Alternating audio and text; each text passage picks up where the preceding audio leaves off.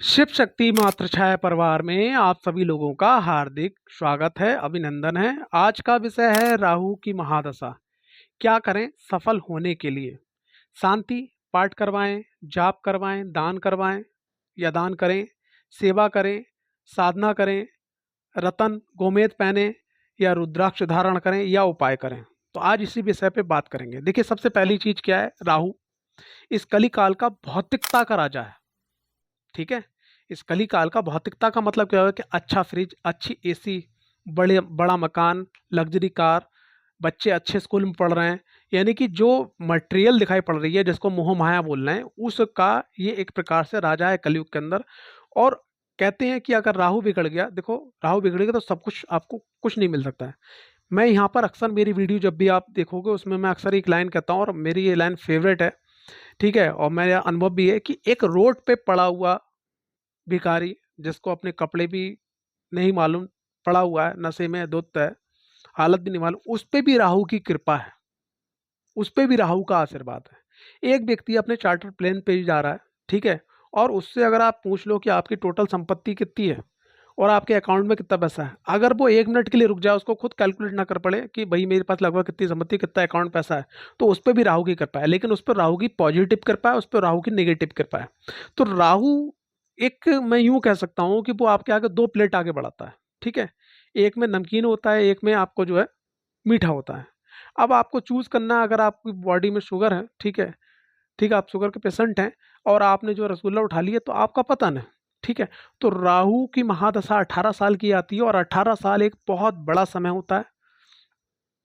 और राहु की महादशा में मैं यूं कहूं, चाहे आप मोटा भाई को ले लो, रिलायंस के मालिक को, चाहे आप जो है राजेश खन्ना को ले लो, शाहरुख खान को ले लो, ठीक है, चाहे आप जो है मोदी जी को ले लो, ठीक है, चाहे आप किसी भी बड़े क्रिकेटर को ले लो, ठीक है, चाहे आप सदगुरु महाराज को ले लो, किसी भी आप मतलब आप अगर आपके क्षेत्र में जितने लोग हैं ना, अगर आप थोड़ा सा भी एस्ट्रोलॉजी की थोड़ा सा ज्ञान जानते हैं, तो आप किसी की भी कुंडली खुलवाना ना, उसमें राहु का रोल बहुत बड़ा होता है।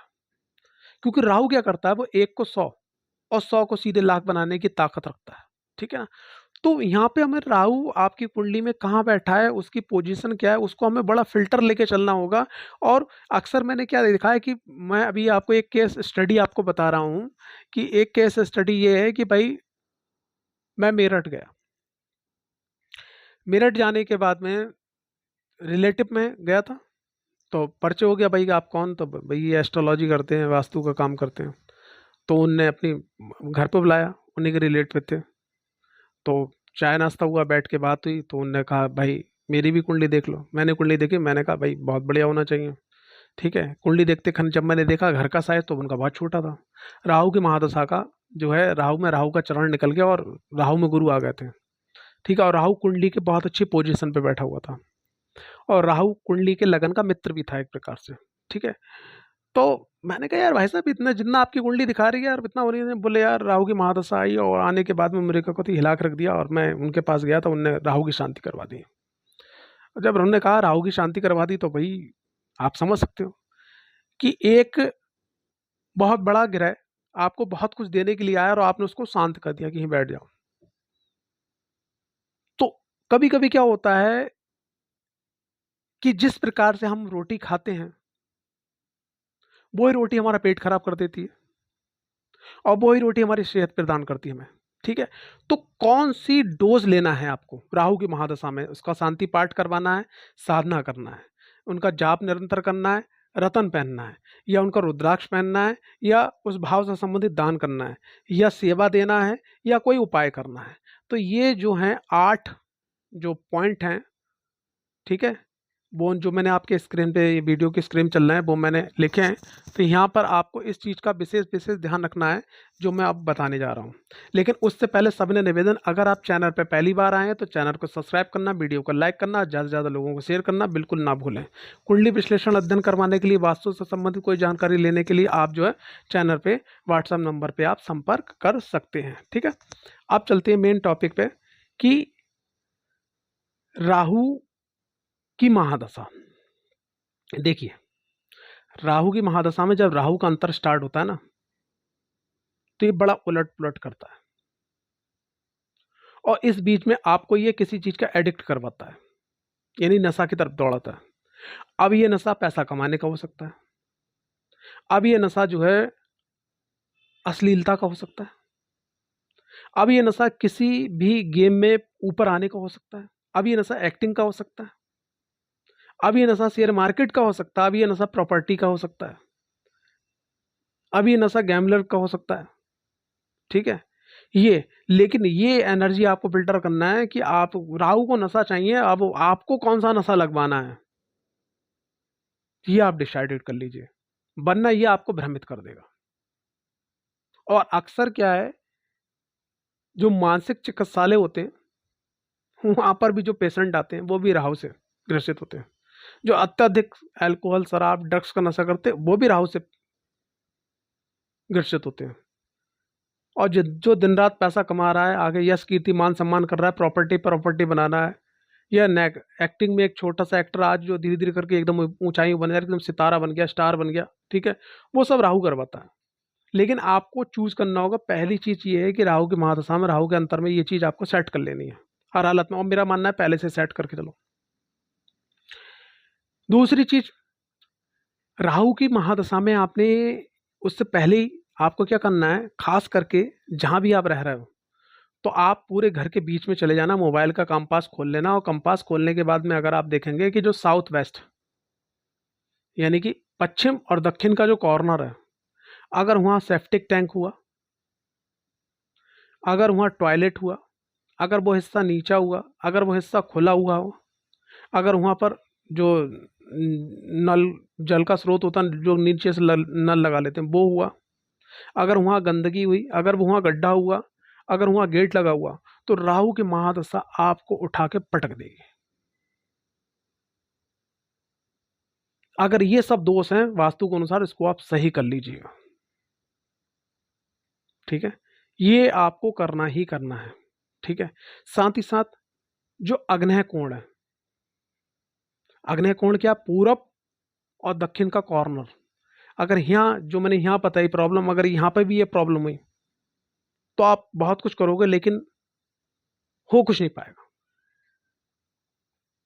तीसरे नंबर पे मकान का जो ईशान कोण होता है, जिसको बोलते हैं पूरब उत्तरी कोना, जिसको ईशान कोना बोलते हैं, ईस्ट नॉर्थ का जो कोना होता है ईशान कोण, अगर यहाँ पर भी ये दिक्कत हुई तब भी दिक्कत आएगी जो मैंने आपको गिनवाई। इन चीजों को आप सही कर लीजिएगा। साथ ही साथ आपकी जिस भी लगन की कुंडली है, तो आपके लगन का जो स्वामी बनता है उसको आप मजबूत करना स्टार्ट कर दीजिए, और आपके जो पंचम भाव का स्वामी है उसको आप मजबूत करना स्टार्ट कर दीजिए, क्योंकि राहु का सबसे ज्यादा प्रभाव पड़ता है हमारे ज्ञान पे और हमारे मस्तिष्क पे। जो हम ज्ञान और मस्तिष्क की एनर्जी को कंट्रोल करके चलेंगे, ठीक है, तो राहु हमारे लिए पॉजिटिव काम करेगा। कैसे, जैसे कोई जंगली जानवर है, ठीक है, कोई भी ले लो आप, जैसे बहुत सारे लोग सऊदी में शेर को, टाइगर को पालते हैं। अगर टाइगर का पेट भरा होगा, शेर का पेट भरा होगा और बिल्कुल भरा हुआ होगा, और उसको आपने बचपन से बांध रखा होगा, और आप उसको डंडे की नोक पे रखते हो, उसको टाइट करके रखते होगे, तो वो आप पे हावी नहीं होगा। लेकिन अगर उसका पेट खाली है, वो आपने उसको ट्रेंड नहीं कर रखा, तो आप ही उसका आहार बन जाओगे, उसका भोजन बन जाओगे। तो राहु ऐसा है, कई जगह शास्त्रों में वर्णित है कि राहु जो है शेर की सवारी करता है। तो जो राहु का शेर है वो आपको निगल देगा, पहला तरीका। दूसरा तरीका है कि राहु के सिर पे आप सवारी करो, तो समाज में नाम होगा कि फला व्यक्ति सिर पे सवारी कर रहा है। मैं एक एग्जाम्पल से बता रहा हूं।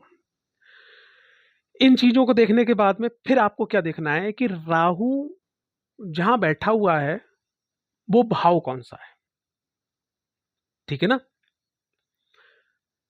उसके बाद में आपको ये देखना है कि राहु किस नक्षत्र में बैठा है, कितनी डिग्री पे बैठा है, और उस पर किस ग्रह की दृष्टि है, उसके एक घर आगे एक घर पीछे कौन बैठा है, और राहु लगन का मित्र है या नहीं, ये आपको देखना है।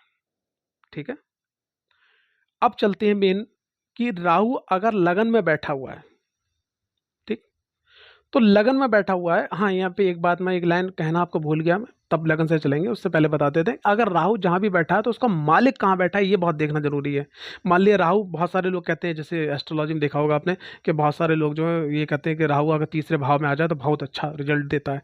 लेकिन मैं कह रहा हूँ, राहु अगर तीसरे भाव में आ जाए और तीसरे भाव का स्वामी अगर 12वें भाव में बैठ जाए तो उसकी बैंड बजने से कोई नहीं रोक सकता। या तीसरे तीसरे भाव में राहु जो है बैठा हुआ, उसका स्वामी जो अगर अष्टम भाव में आ जाए तब भी दिक्कत खड़ी हो जाती है। अगर कहीं से कुंडली के अंदर उसका द्वितीय भाव और लगन भाव और पंचम भाव पीड़ित है तो। ठीक है। तो यहाँ आपने क्या करना है भैया मेरे, दद्दा मेरे, इन चीज़ों का देख के चलना है। वरना क्या होता है कि उन फेक वीडियो में ये भी वीडियो एक सम्मिलित हो जाएगी। ठीक है। चलनी में दो और कर्मों को टटो। अगर आप दूध देने वाली गाय या भैंस है, उसके नीचे आप बैठ जाओ और छलनी ले लो और उसमें दूध दूधते रहो तो दूध तो निकल जाएगा। फिर आप कहोगे यार मैंने तो दूध दुआ लेकिन पता नहीं कहाँ गया। ठीक है ना। तो इन चीज़ों को देखना बहुत जरूरी है। अब चलते हैं मेन टॉपिक पे। जो टॉपिक है, अगर लगन में राहु बैठा हुआ है तो ऐसे में आप जो है, सबसे पहली चीज़ क्या है कि जो मैंने आपको बताया कि अगर लगन में राहु बैठा हुआ है तो आप जो है यहाँ पर पहला टॉपिक, आप साधना करना स्टार्ट कर दीजिए। जो लगन से जुड़ी हुई चीज है आप साधना करना स्टार्ट कर दीजिए। पहला आपको ये काम करना है। दूसरा, लगन भाव का स्वामी अच्छे भाव में बैठा है तो राहु का आप रतन भी पहन सकते हैं और गले में आपको रुद्राक्ष धारण करना है। दान नहीं करना है, शांति नहीं करना है, सेवा कर सकते हैं, जाप कर सकते हैं। ठीक है। अब बात करते हैं, राहु अगर द्वितीय भाव में बैठा हुआ है तो द्वितीय भाव में अगर राहु बैठा है तो क्या है, सूर्य अस्त होने के बाद में। ठीक है। अगर आप अल्कोहल या नॉनवेज नॉनवेज खाते हैं और आपकी एक बहुत बड़ी संगत है, सबसे पहले उस संगत को अपने आप से काटिए।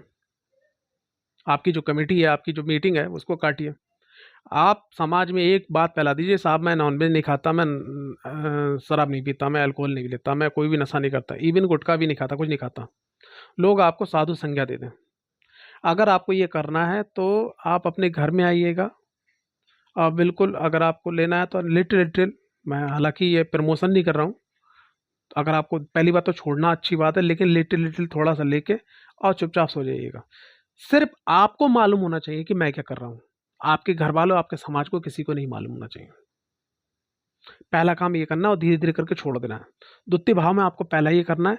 और द्वितीय भाव में आपको क्या करना है कि अगर द्वितीय भाव आपको पीड़ित कर रहा है किसी कारण से, राहु की महादशा, तो ऐसे में आप दान कर सकते हैं, लेकिन किसी मंदिर के अंदर, पब्लिक में नहीं।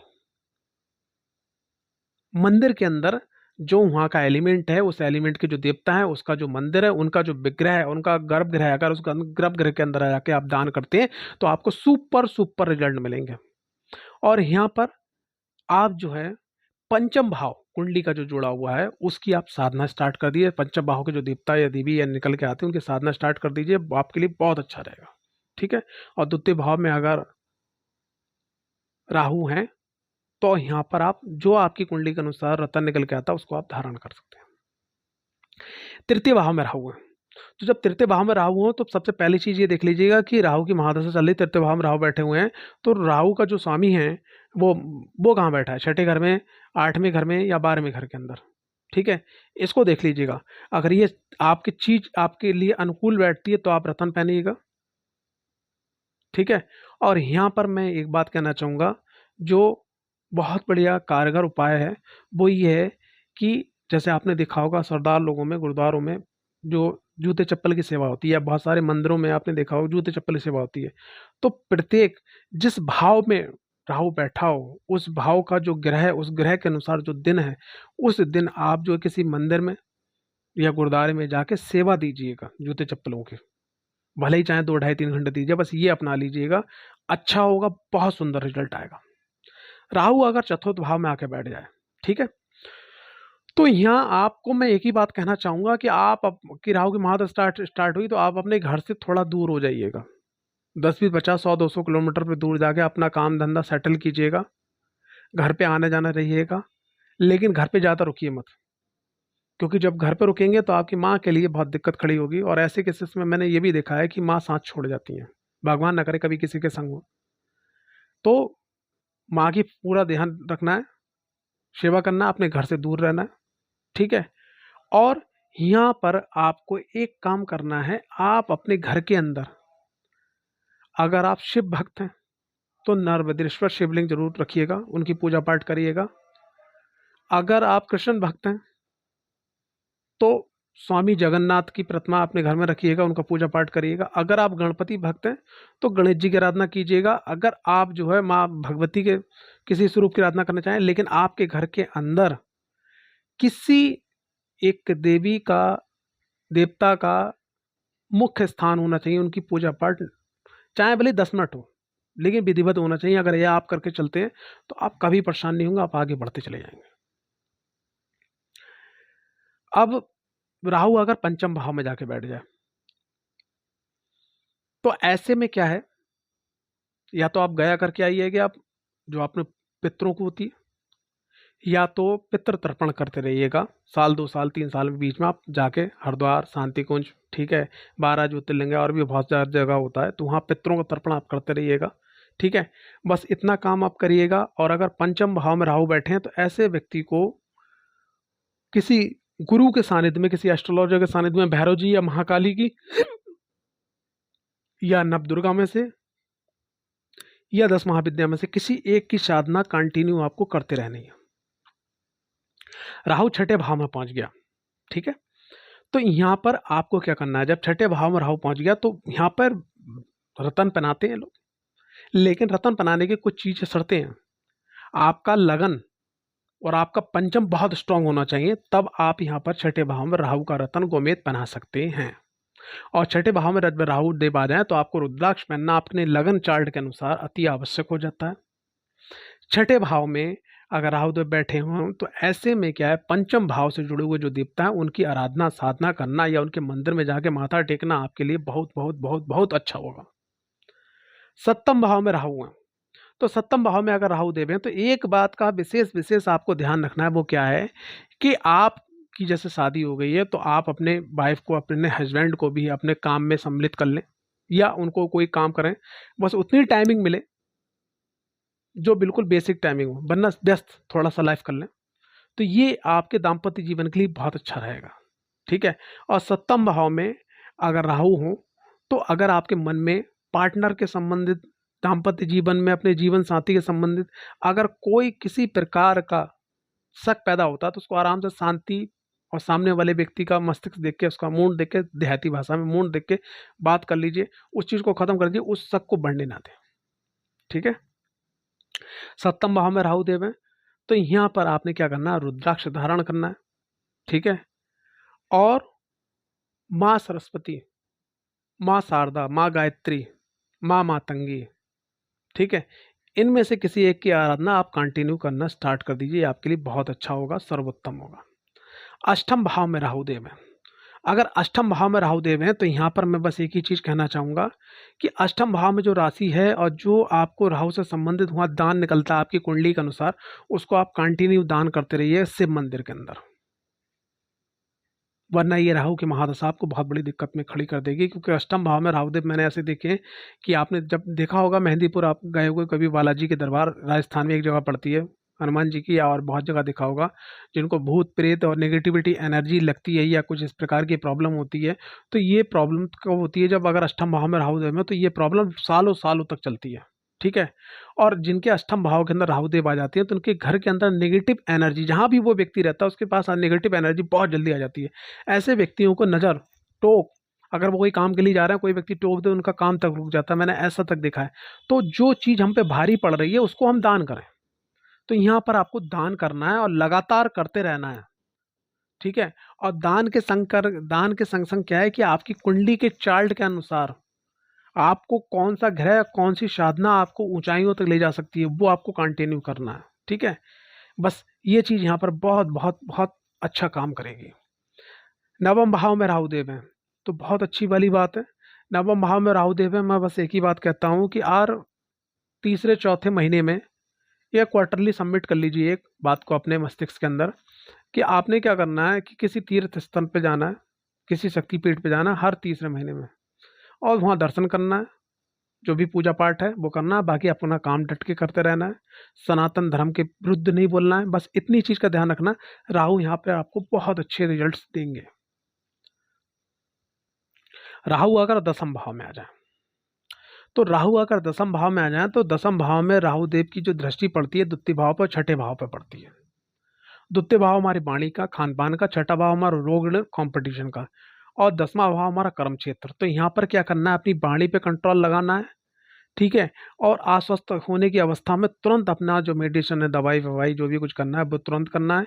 और अपने कर्म क्षेत्र पर जो विपरीत है, जैसे आप पुरुष हो तो स्त्री की तरफ, और स्त्री हो तो पुरुष की तरफ आपको आकर्षित नहीं होना है, वरना ये आपके लिए बहुत बड़ा जो है घातक सिद्ध हो जाएगा। दसम भाव में राहु देव हैं तो यहाँ पर बस एक ही चीज बनती है कि आप अपने जीवन में गुरु के सानिध्य में कुंडली के अनुसार एक साधना पकड़ लीजिए, साधना करिए, कर्म करिए, अपने खान पान को शुद्ध रखिएगा, अपनी बॉडी को फिट रखिएगा। यहाँ तक मैं ये कहना चाहूँगा, अगर दसम भाव में राहु देव है तो ऐसे व्यक्ति को एक्सरसाइज नियमित करना चाहिए, रनिंग नियमित करना चाहिए। राहु देव अगर आपकी कुंडली में 11वें भाव में आ जाए, ठीक है, अगर वो 11वें भाव में आते हैं तो अच्छी बात है, लेकिन यहाँ आपको एक बात का विशेष ध्यान रखना है। पैरों से जुड़ी हुई संबंध में कोई दिक्कत हो, गुप्तांग से जुड़ी हुई कोई दिक्कत हो, तुरंत आप जो है उसको हल्के में ना लें, तुरंत प्रॉब्लम सॉल्व करें, तुरंत दवा लें, मेडिसिन लें। और 11वें भाव में अगर राहुदेव बैठे हुए हैं तो यहाँ आपने एक काम करना है, आपको किसी भी मंदिर के अंदर चाहे भले 2 घंटे की हफ्ते में सेवा मिले, मंदिर की साफ सफाई की, मंदिर की झाड़ू पोछा की, मंदिर में और भी किसी चीज़ की, आप जरूर करिए हफ्ते में एक बार, बस ये कंटिन्यू करते रहिएगा, आपके लिए बहुत अच्छा हो जाएगा। राहु देव अगर कुंडली के 12वें भाव में आ जाते हैं तो 12वें भाव में मैं यहाँ पर एक बात कहना चाहूँगा, इस चीज़ को समझिएगा। जैसे कुंभ लगन की कुंडली है और 12वें भाव में राहु देव आ गए, ठीक है, तो उसकी जो लगन में, मेरी बात को थोड़ा जो अब मैं घुमा के नहीं सीधे सीधे कहना, जो लगन में आपकी राशि आ रही है, या पंचम में जो राशि आ रही है, या आपके नवम में जो राशि आ रही है, अगर इसकी कोई एक राशि आपके 12वें भाव में चली गई और वहां राहुदेव बैठे हुए हैं, ठीक है, तो आपको क्या करना है, आपको यहाँ पर पंचम भाव से जुड़ी हुई आपको साधना करनी है, चाहे भले छोटा पार्ट लेके चलें। और अगर लगन से, पंचम से और नवम से जुड़ी हुई कोई भी राशि आपकी जो है उसकी दूसरी राशि गिरेगी, जैसे मान ली दूसरी राशि चंद्रमा और सूर्य की एक राशि है, बाकी सबकी दो दो राशि हैं, अगर यहाँ राशि आ रही है, नहीं आ रही है मतलब, तो ऐसे में आपको दान करना है, इस बात का आपको विशेष विशेष ध्यान रखना है। तो सरल शब्दों में आपको बताने की, आपके सामने बात रखने की मैंने कोशिश की है, जो अनुभव हैं वो मैंने आपके सामने शेयर किए हैं, बिल्कुल सरल भाषा में, ज़्यादा गहरे नक्षत्रों में न जाके, जिससे आप अपना चार्ट खोल के आसानी से देख सकते हैं। आशा करता हूँ ये वीडियो आपको पसंद आई होगी। अगर वीडियो पसंद आई तो वीडियो को लाइक, चैनल को सब्सक्राइब करना बिल्कुल ना भूलें। जय माता दी, जय माता दी।